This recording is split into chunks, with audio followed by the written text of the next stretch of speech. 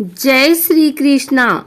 आइए सुनते हैं बैसाख मास महात्म्य का 19वां अध्याय।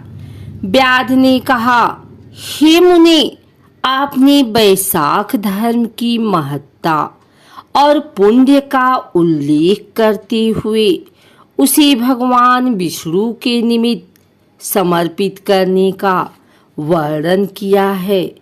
इसलिए अब कृपा करके आप भगवान विष्णु की महिमा का भी वर्णन कीजिए।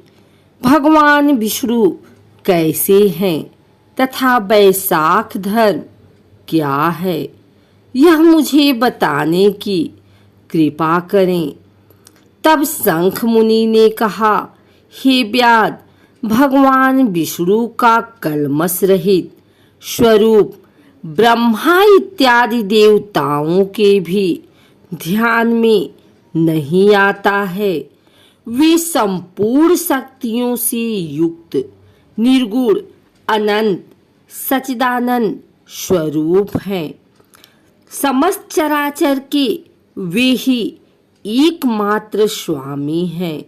वे ही पूर्ण ब्रह्मा हैं। उनसे उत्पत्ति, स्थिति, संहार, आवृत्ति, नियम, प्रकाश, बंध, मोक्ष और वृत्ति होती है। वेद, स्मृति, पुराण, इतिहास, पंचरात्र और महाभारत भगवान के ही आत्म स्वरूप हैं। इनके द्वारा विष्णु भगवान को जाना जाता है। उनके जन्म, कर्म और गुणों का ज्ञान होने पर ही प्राणी को मोक्ष प्राप्ति होती है। वे समस्त चराचर में व्याप्त हैं। प्रत्यक्ष रूप में आगम अथवा अनुमान द्वारा बल, ज्ञान और सुख में प्रथम मनुष्य को जानना चाहिए। उससे 100 गुना राजा होता है। तत्वाभिमानी देवता उससे भी सहस्त्र गुने होते हैं। देवताओं से सप्तऋषि श्रेष्ठ होते हैं। सप्तऋषियों से अग्नि, अग्नि से सूर्य, सूर्य से बृहस्पति, बृहस्पति से वायु, वायु से इंद्र, इंद्र से पार्वती और पार्वती से जगतगुरु महादेव, उनसे बुद्धि देवी और बुद्धि से प्राण बलिष्ठ होते हैं। प्राण सबसे श्रेष्ठ हैं। यह समस्त जगत प्राणात्मक ही है। उसी से ओतप्रेत है तथा वेष्टित है। वह नीलमेघ के समान प्रभा युक्त एवं सबका आधारभूत है। इसी को सूत्र कहते हैं। लक्ष्मी के कटाक्ष मात्र से ही इसकी स्थिति है। तब व्याध ने पूछा, भगवान विष्णु की एकमात्र कृपा पात्र लक्ष्मी देवी हैं। उनके समान कोई नहीं है। जीव में प्राण नामक सूत्र कैसे हुआ, हे मुने, मुझे यह बताने की कृपा करें। परमात्मा प्राण से अधिक कैसे है? शंख ने कहा, हे व्याध, प्राचीन काल में भगवान नारायण ने कमल योनि में ब्रह्मा आदि को रचकर सभी से यह कहा कि मैं ब्रह्मा को तुम्हारा राजा बनाऊंगा और तुम में जो सर्वश्रेष्ठ हो वह युवराज बने। परंतु उसे शील, शौर्य और औदार्य आदि गुणों से संपन्न होना चाहिए। भगवान के यहाँ यह वचन सुनकर देवता इंद्र के पास जाकर विवाद करने लगे। कोई सूर्य को, कोई इंद्र को तो कोई अन्य को श्रेष्ठ कहता था।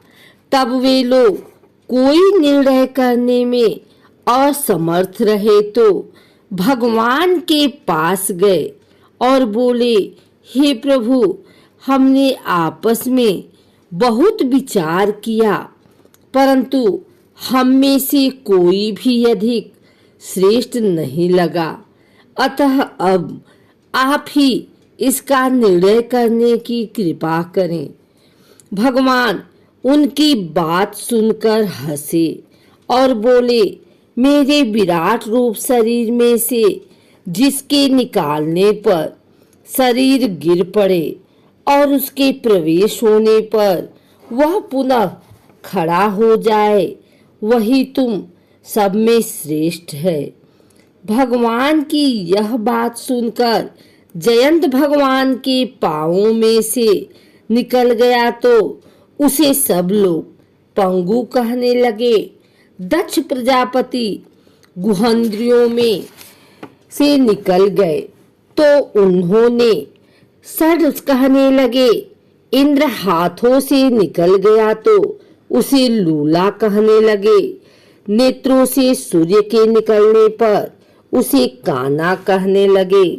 नासिका से अश्विनी कुमारों को निकलते ही उन्हें नकटा कहने लगे।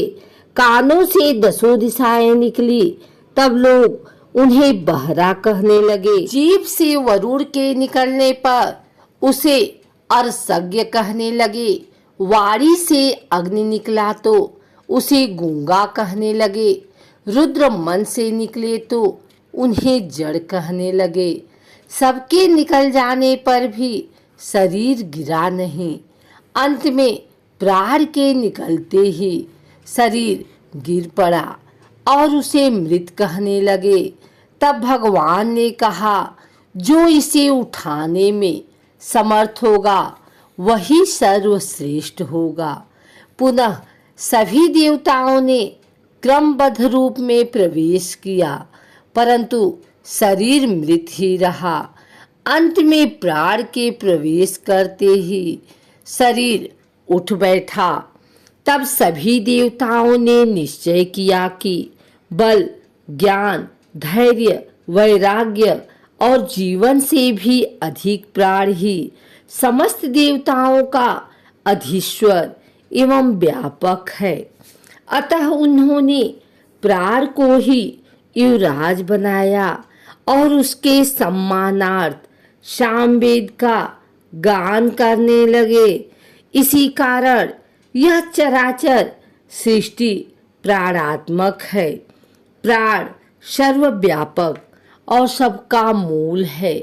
यह प्राण भगवान विष्णु की अनुवर्ती और वशीभूत है। इसी कारण प्राणों को भगवान विष्णु का विशेष सहायक कहते हैं।